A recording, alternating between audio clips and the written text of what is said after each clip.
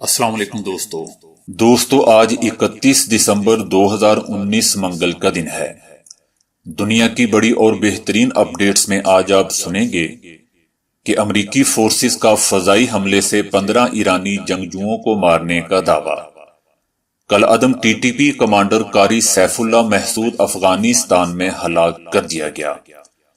روس میں دہشت گردی کارروائی ناکام بنانے پر پیوٹن کا ٹرمپ کو شکریہ۔ بھارتی مسلمانوں نے گولیوں کی بھوچاٹ کے نیچے کلمہ طیبہ کا ورد کرنا شروع کر دیا۔ سعودی عرب میں غیر ملکی فنکاروں پر حملہ کرنے والے کو سزائے موت۔ یورپ کا ایک ایسا ملک جہاں آئندہ برس بس اور ٹرین کا سفر بالکل مفت ہوگا۔ افغانستان میں طالبان جنگ بندی پر رضامند ہو گئے۔ سعودی عرب میں کچھ پیشوں پر غیر ملکیوں کے لیے جاب کے دروازے بند۔ تھائی لینڈ میں دیوتاؤں کو خوش کرنے کا دل دہلا دینے والا تہوار۔ تو آئیے دوستو چلتے ہیں اب خبروں کی ڈیٹیل کی طرف، لیکن اس سے پہلے اگر ہو سکے تو چینل کو لائک اور سبسکرائب ضرور کیجیے گا، شکریہ۔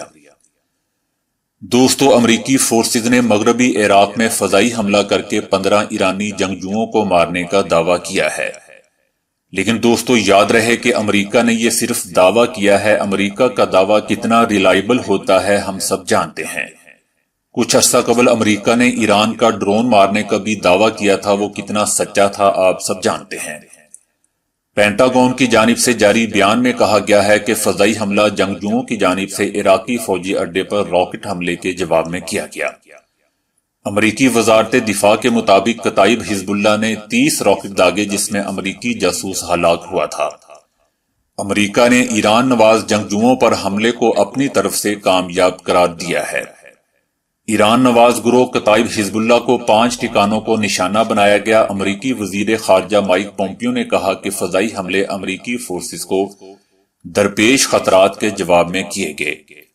ایران کی ایسی کارروائیاں قبول نہیں کریں گے جو امریکیوں کو خطرے میں ڈالیں۔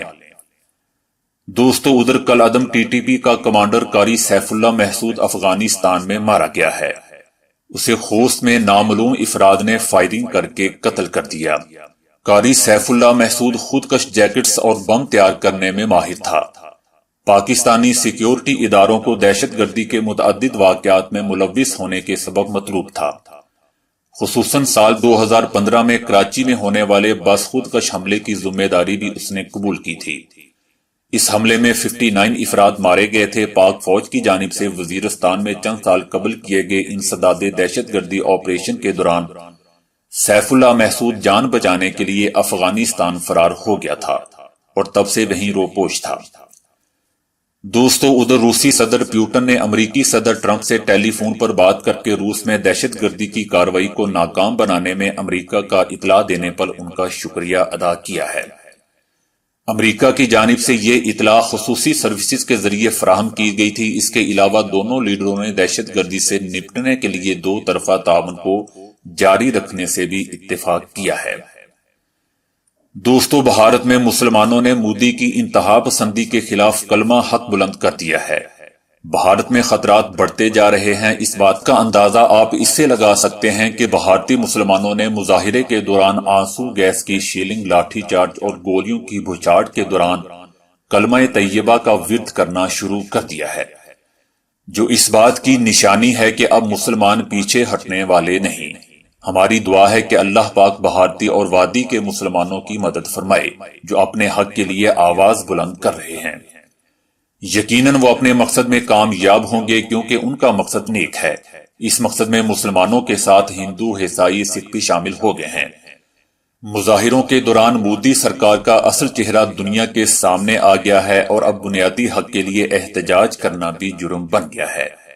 احتجاج میں علی گڑھ مسلم یونیورسٹی اتر پردیش، آسام اور جامعہ ملیہ اسلامیہ دہلی کے طلباء پیش ہیں۔ دوستو سعودی عرب کی ایک عدالت نے دارالحکومت ریاض میں ہسپانوی تھیٹر کے فنکاروں پر چاقو سے حملہ کرنے والے یمنی باشندے کو سزائے موت سنائی ہے۔ ریاض سیزن کے سلسلے میں گزشتہ ماہ ہونے والے ہسپانوی تھیٹر کے ایک شو میں فنکاروں کی پرفارمنس کے دوران یمن کے ایک باشندے نے چاقو سے حملہ کیا تھا، جس میں 4 افراد زخمی ہوئے تھے۔ الزام ثابت ہو جانے پر عدالت نے ملزم کو سزائے موت کا حکم سنایا ہے۔ دوستو، ادھر یورپ کا چھوٹا سا ملک لکسمبرگ ٹریفک کے حوالے سے دنیا بھر کے لیے مثال قائم کرنا چاہتا ہے، جس کے لیے اس ملک کے حکام 1 جنوری 2020 سے ملک میں بس اور ٹرین کا سفر مکمل طور پر مفت کر دیں گے، جس کے بعد یہ دنیا کا پہلا ملک بن جائے گا جہاں سفر کی سہولیات بالکل مفت فراہم کی جائیں گی۔ ٹکٹوں کو فروخت کرنے والی تمام مشینیں بند کر دی جائیں گی اور ٹکٹیں چیک کرنے والے عملے کو نئے فرائض سونپے جائیں گے۔ لکسمبرگ کے وزیر اعظم کا کہنا تھا کہ اس اقدام سے نہ صرف لکسمبرگ کی عالمی شہرت میں اضافہ ہوگا بلکہ سیاح بھی اس ملک کا رخ کریں گے۔ لکسمبرگ کی وزارت ٹرانسپورٹ کا کہنا تھا کہ بس اور ٹرین میں سفر مفت ہونے کی وجہ سے وہ لوگ جن کے پاس گاڑیاں ہیں وہ سفر شروع نہیں کریں گے، لیکن اس کے باوجود یہ ان کی حکمت عملی کا ایک حصہ ہے کہ لوگوں کو گاڑیاں چھوڑنے پر مجبور کیا جائے اور مفت سفر کرنے کی سہولت فراہم کی جائے۔ لکسمبرگ میں روزانہ 2,50,000 خالی سیٹوں کے ساتھ گاڑیاں چلائی جاتی ہیں۔ بہت سے لوگ ایک کار میں تنہا سفر کرتے ہیں اور حکومت ایسے 61% تنہا سفر کرنے والے افراد کی تعداد سن 2025 تک کم کر کے 46% تک لانا چاہتی ہے۔ دوستو، میں سوچ رہا ہوں کہ دنیا میں گورے کیا کیا اور کیسی کیسی کیلکولیشنز کر رہے ہیں، جبکہ ہمارے یہاں لوگوں کی جان کی کوئی قیمت نہ کوئی کیلکولیشن ہے۔ دوستو، ادھر امریکہ اور طالبان کے درمیان امن معاہدہ ایک بار پھر حتمی مرحلے میں داخل ہو گیا ہے۔ طالبان کونسل نے معاہدے پر دستخط کے لیے عارضی جنگ بندی پر رضامندی ظاہر کر دی ہے۔ جنگ بندی کی حتمی منظوری طالبان کے سربراہ ہیبت اللہ دیں گے، تاہم جنگ بندی کی مدت واضح نہیں ہے، جبکہ اس امن معاہدے کے 2 ہفتے بعد انٹر افغان مذاکرات شروع ہو سکتے ہیں۔ طالبان نے اس خبر کی تصدیق کرتے ہوئے کہا ہے کہ وہ افغانستان میں عارضی جنگ بندی معاہدے پر رضامند ہو گئے ہیں۔ اس دوران امریکہ کے ساتھ امن معاہدے پر دستخط کا بھی امکان ہے۔ 18 سال سے افغانستان میں موجود امریکی فوجیوں کی وطن واپسی کے لیے طالبان کے ساتھ یہ امن معاہدہ انتہائی اہمیت کا حامل ہے۔ اس وقت افغان سرزمین پر کم و بیش 12,000 امریکی فوجی موجود ہیں۔ امریکی حکام چاہتے ہیں کہ طالبان اس امن معاہدے میں انہیں یہ یقین دہانی بھی کروائیں کہ افغان سرزمین کسی دہشت گرد گروپس کے لیے استعمال نہیں ہوگی۔ گزشتہ سال اکتوبر میں پاکستان نے اپنی قید سے ملا عبدالغنی برادر کو رہا کیا تھا، جنہوں نے فروری 2019 میں دوحہ میں طالبان کے دفتر کا چارج سنبھالا تھا اور 14 رکنی مذاکراتی ٹیم کا اعلان بھی کیا تھا۔ امریکی ایلچی زلمے خلیل زاد نے ایک اہم بیان میں کہا تھا کہ پاکستان نے افغان لیڈر ملا برادر عبدالغنی کو امریکہ کی درخواست پر رہا کیا تھا تاکہ افغان امن مذاکرات کو تیز کرنے میں مدد مل سکے۔ اس سلسلے میں پاکستانی حکومت نے اپنا تعمیری کردار ادا کیا تھا۔ دوستو، ادھر سعودی عرب میں ملازمت کے 2 مختلف شعبوں کے دروازے اب غیر ملکیوں کے لیے بند ہوں گے، وہاں مقامی سعودی کام کریں گے۔ غیر ملکیوں کو مذکورہ شعبوں میں کام کرنے کے لیے ویزا فراہم نہیں کیا جائے گا۔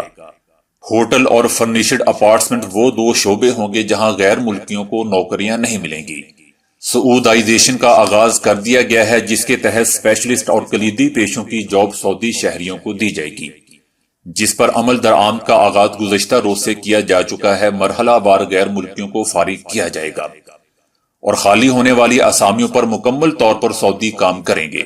البتہ ڈرائیورز اور گیٹ کیپر اس قانون سے مستثنا ہوں گے۔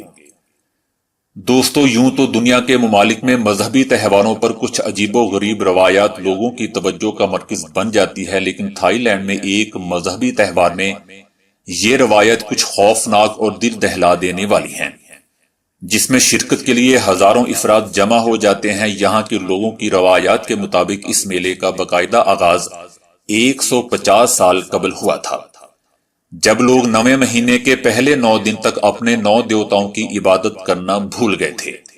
اب وہ اس کوتاہی کا ازالہ خود کو تکلیف دے کر کرتے ہیں۔ مقامی روایات کے مطابق لوگ اس میلے میں 9 دن تک گوشت، شراب اور لڑائی جھگڑے وغیرہ سے دور رہتے ہیں اور سینکڑوں سوئیوں کو اپنے چہرے، زبان اور جسم میں پرو دیتے ہیں، جبکہ میلے میں شریک بعض افراد تلوار کو اپنے چہرے کی ایک طرف سے دوسری طرف سے نکالتے ہیں۔ یہ منظر دوستو دل دہلا دینے والا ہوتا ہے، تاہم ان افراد کو اس تکلیف میں سکون ملتا ہے، اور لوگوں کا بھی کہنا ہے کہ بے شک یہ تکلیف دہ عمل ہے، لیکن وہ ایسا کرنے میں سکون محسوس کرتے ہیں۔ دوستو میں سوچ رہا ہوں کہ کہیں مودی کا بھی کوئی ایسا ہی مذہب تو نہیں کہ اس کو بھی مسلمانوں کو شہید کرنے میں سکون محسوس ہوتا ہو۔ کیا آپ بھی ایسا ہی سوچ رہے ہیں؟